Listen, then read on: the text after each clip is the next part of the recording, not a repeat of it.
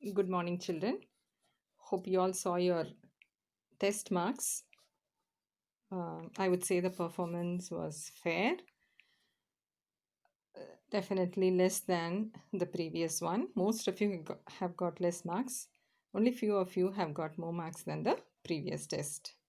Maybe I thought of taking a retest, not now, little later after finishing the syllabus. Okay, so don't get disheartened and don't get too lazy also. Okay, keep studying, keep working hard. You'll be able to do it. Okay.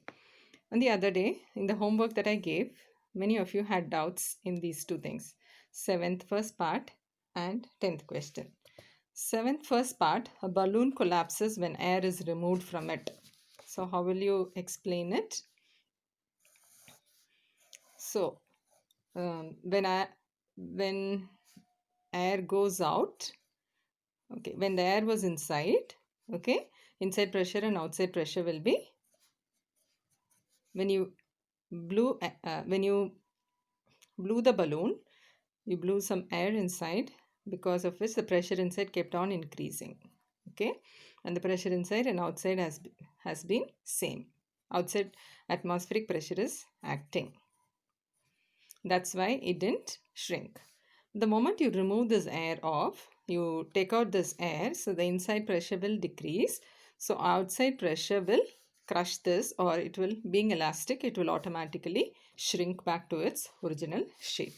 So balloon collapses when air is removed, because when air is removed, the inside pressure decreases and goes up to zero. So the outside pressure, and that is atmospheric pressure, will compress it and collapse it back to its original shape. Okay. Same way, water does not run out of a dropper unless its rubber bulb is pressed, because you need to give a pressure to send those water droplets out. Okay. So only if you apply pressure at one point, the droplets will come out through that nozzle. Okay, and most of you had doubt in the 10th question. A partially inflated balloon is placed inside a bell jar connected to a vacuum pump. Okay, so there is a bell jar and a partially inflated balloon is kept inside.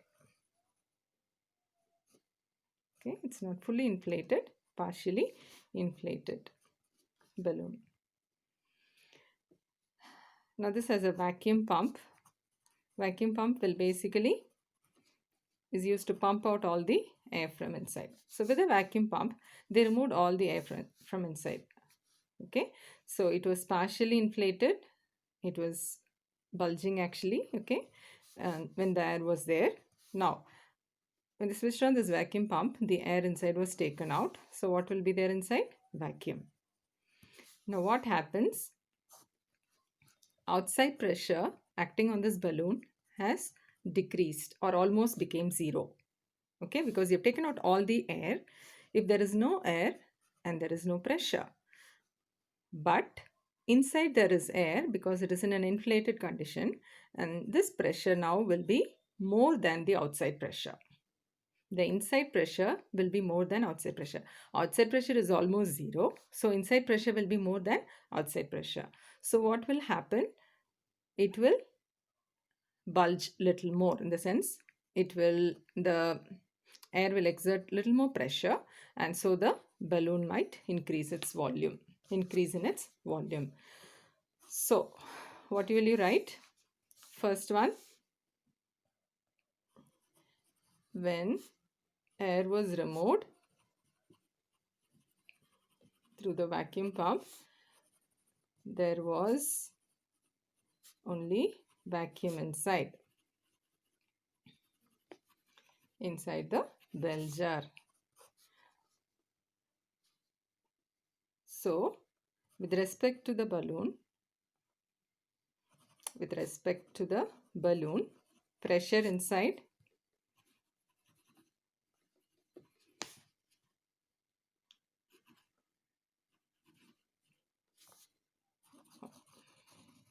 not this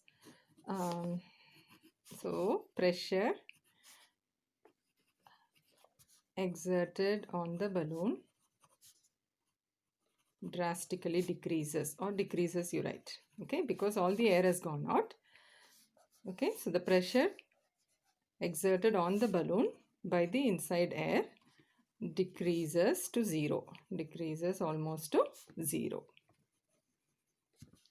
Therefore, inside pressure is greater than outside pressure.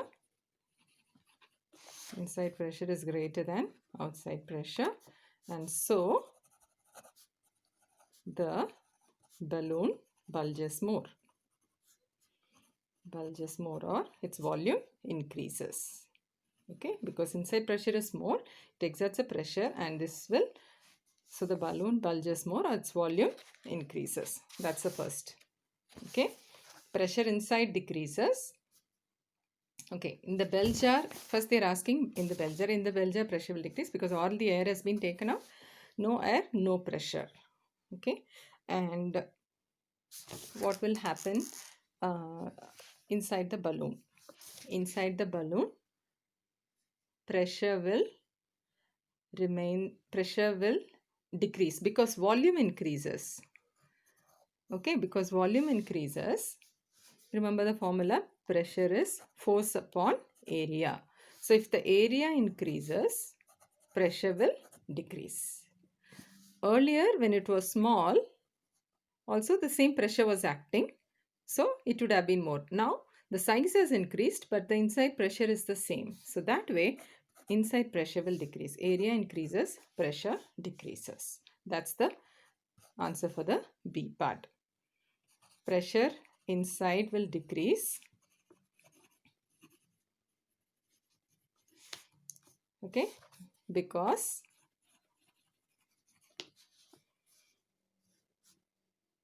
pressure is force upon area. Therefore, as the balloon expands,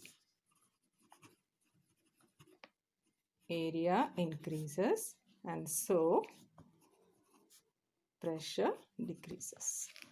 Area increases and so pressure decreases. So this is how you will write the answer for the 10th question. So please note it down in your notebook. Okay, children. Now we go to the left out part in the B part of 4th chapter. Measurement of atmospheric pressure. Okay, in this you don't have the detailed study. You're just supposed to know the introduction. Means name the device. So what is the device used to measure atmospheric pressure? Barometer. Okay, you'll have heard about it. Barometer is the instrument that is used to measure atmospheric pressure. Now, there are 3 types of barometers. Simple barometer, Fortin's barometer, and Aniroid barometer.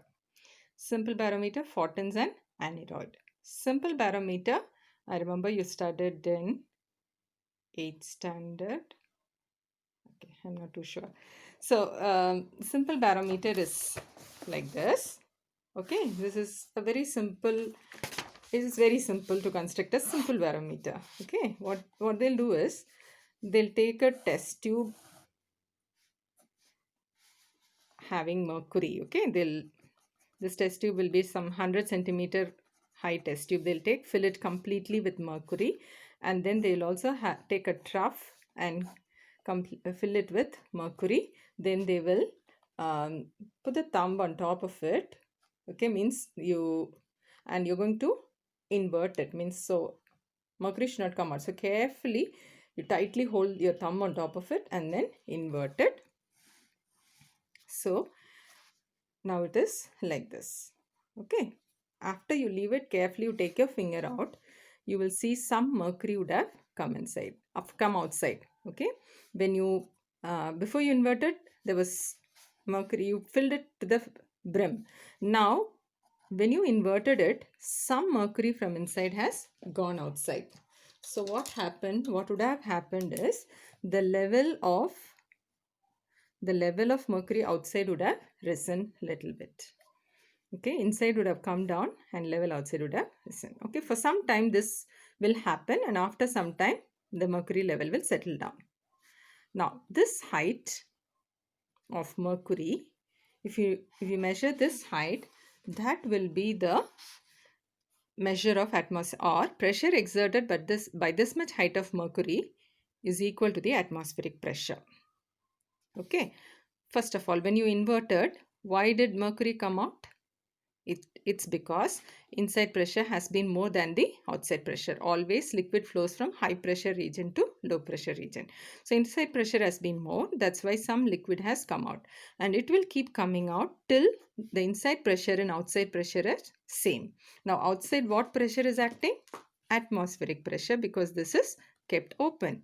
And so this is how it gives me the conclusion that atmospheric pressure is equal to pressure exerted by h centimeter of mercury. This much height of mercury column, whatever pressure is exerted by it, that is atmospheric. Okay, means I can't take it directly. I have to calculate. Maybe if this comes out to be normal, they say in sea level, it will be 76 centimeter. So then I have to calculate P is equal to H rho G. So height is 76 upon 100. Density of mercury, remember, 13,600 kg per meter cubed. So 13,600 kg per meter cubed into G is 9.8. Can you understand? Height, whatever height, usually in sea level, this will be 76 at sea level. So 76 by 100, because it's in centimeter, multiplied by density of mercury. This is a standard value you're supposed to remember, multiplied by acceleration due to gravity. Okay. Now this value will come out to be 1 lakh, nearly 1 lakh Pascal. Nearly 1 lakh Pascal. Okay. So this is how you are going to calculate this atmospheric pressure. So depending on where you take it, suppose you take it to the hills, atmospheric pressure will be less. So atmospheric pressure will decrease. So more liquid will come out. So this height will decrease. This height will decrease. So this will decrease. So your atmospheric means value of atmospheric pressure will also decrease. So this is simple barometer. This was used initially in the beginning. They were using this. Okay, but there were some disadvantages in this with this barometer, because this part of the mercury is open. It's exposed. It's very difficult. Dust or anything can come inside, and it's very difficult to carry this barometer from place to place. Now this test tube should be nearly 100 centimeter high. Can you imagine? 100 centimeter will be, okay, so your scale is 15 centimeter, the small scale. The big scale is, yeah, 30 centimeter. So you can imagine 100 centimeter will be a long one. So carrying it was very difficult. Okay, so that's why they, okay, so you don't have to go in the detail. I'll tell you what to study. Then the next type of barometer that was found was Fortin's barometer, which had a case kind of a thing. Okay, if in the lab this will be hanging. This is the Fortin's barometer. Okay, you don't need the working, but this is basically, it has a casing to prevent this mercury from flowing out, and yeah, and that also had some disadvantages. And finally, what we are using now practically is Aniroid Barometer. What is being practically used now is Aniroid Barometer. Okay. Now the advantage with Aniroid Barometer is it does not have any liquid. Okay. It works in a totally different way. Okay.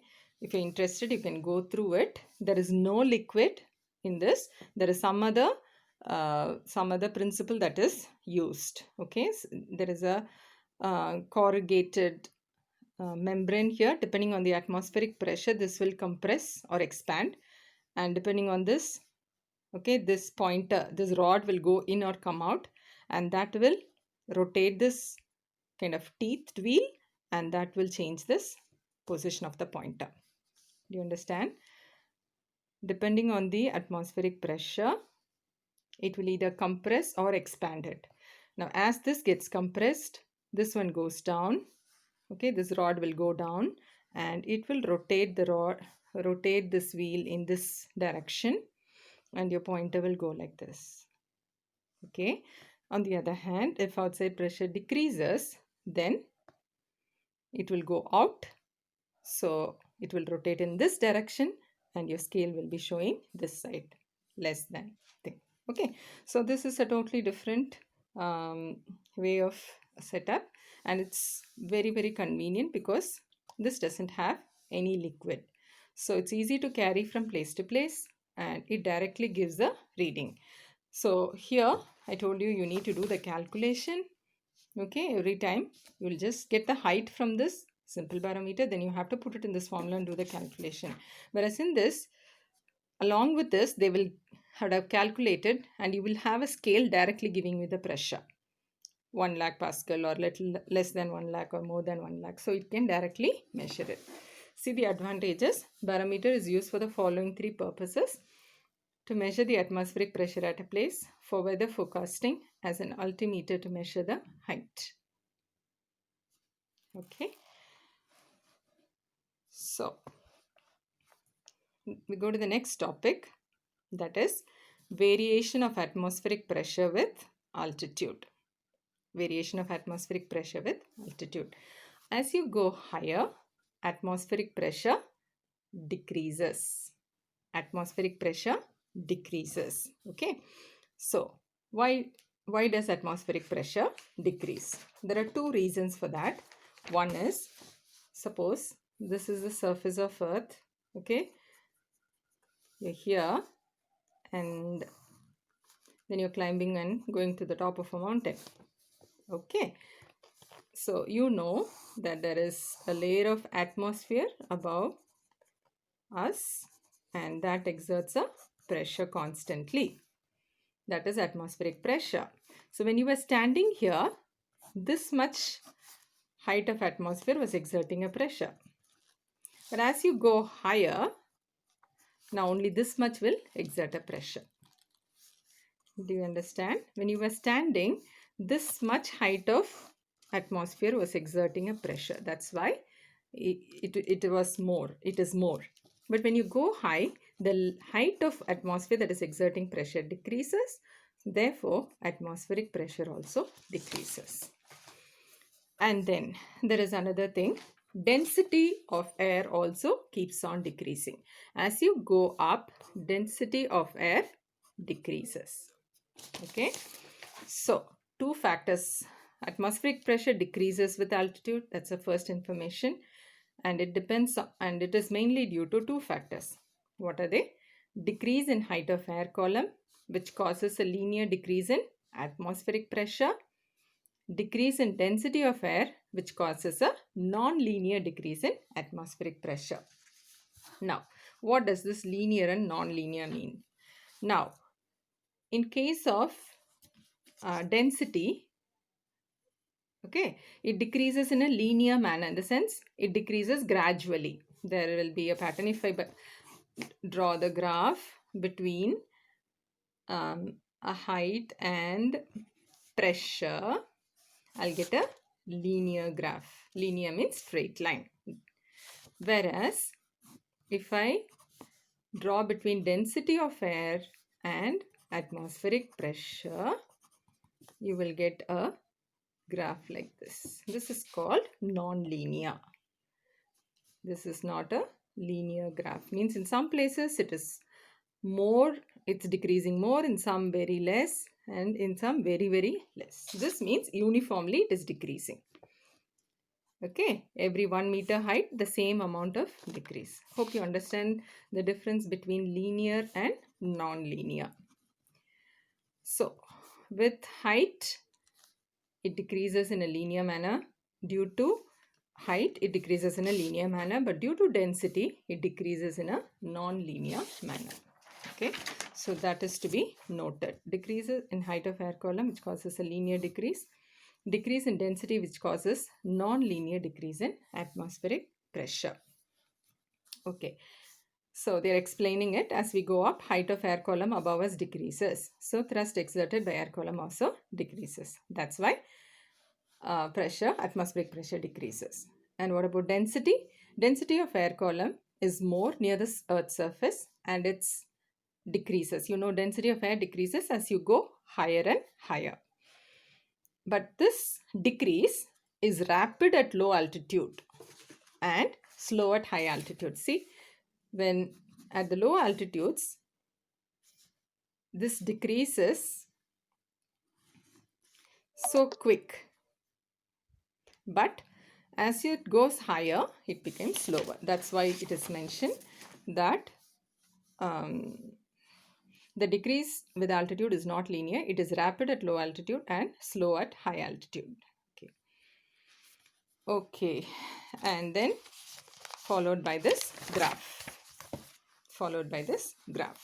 So, atmospheric pressure, when you come, okay, they have given combined both due to height and due to height of atmosphere and density. So, finally, you will get a non-linear graph. On x-axis, height above sea level, y-axis, atmospheric pressure. Initially, it will decrease fast and then it will decrease very less. Okay. Now, there are two consequences of this. One is, at high altitude, some people have nose bleeding. Okay, I think some people would have experienced it, or you would have at least heard about it.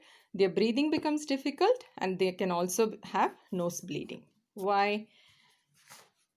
Okay, at altitudes, as you go higher, atmospheric pressure decreases, but the blood pressure inside your body remains the same. So what happens? Your blood pressure becomes greater than the, okay, but BP remains same. Your blood pressure always remains same. So what happens? The blood pressure becomes greater than atmospheric pressure. So some blood comes out to equalize this pressure. Okay, inside pressure is more, so some blood comes out to equalize this pressure. Because of it, some people can have breathing problem also. So that is one consequence which can come in reasoning question. Other one, fountain pen leaks in high altitudes. Normally a fountain pen filled with ink contains some air which is at a pressure equal to atmospheric pressure. So when you take this pen to higher altitude, atmospheric pressure is low. So the excess pressure due to air inside the rubber forces the ink to leak. Like in our body, blood comes out, in this ink leaks out. That's all. Okay. So these are the two consequences of decrease in atmospheric pressure with increase in altitude. Okay, children. I hope you've understood it. I'll be giving some question answers. You can try them out. Thank you so much.